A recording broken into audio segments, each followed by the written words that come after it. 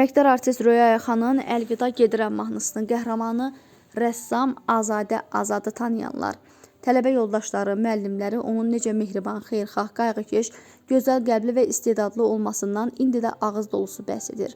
Məhz bu xüsusiyyətlərinə görə böyük bir rəğbət qazanan gənc qız kiçik ömrünə olduqca əhatəli və hərtərəfli yaradıcılıq uğurları sığdırıb. Yol yoldaşı kimi gördüyü şəxsi düzgün seçməməsi onu gənc yaşında ağır xəstəliyə düçar edir, onu ölümə sürüklüyor.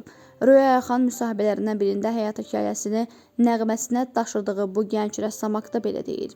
Bir rəssam qızın çox sevdiyi nişanlısı ilə münasibəti qəfil bitir. Toya bir ay qalmış, oğlan heç bir səbəb olmadan sadəcə itir.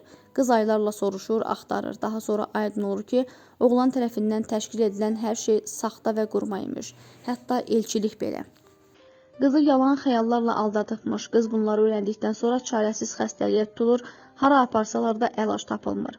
Yataq xəstəsi olan rəssam qız bütün gün mənim qovuşmaz yolumuz mahnısına qulaq asır. Valideynləri deyir ki, qızın bədəni çürüməyə başlayır, bütün dərisi yataqda qalır. Dünyasını dəyişəndən sonra isə başının altında məktub tapılır.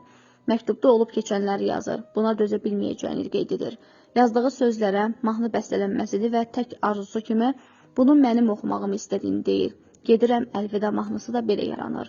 Mahnını oxuyarkən çox ağır ruh dəyişikliyi yaşadığını deyən Röya, həmin vaxt bir də həyatını itirən biri haqda mahnı oxumamağı söz verdiyini bildirir.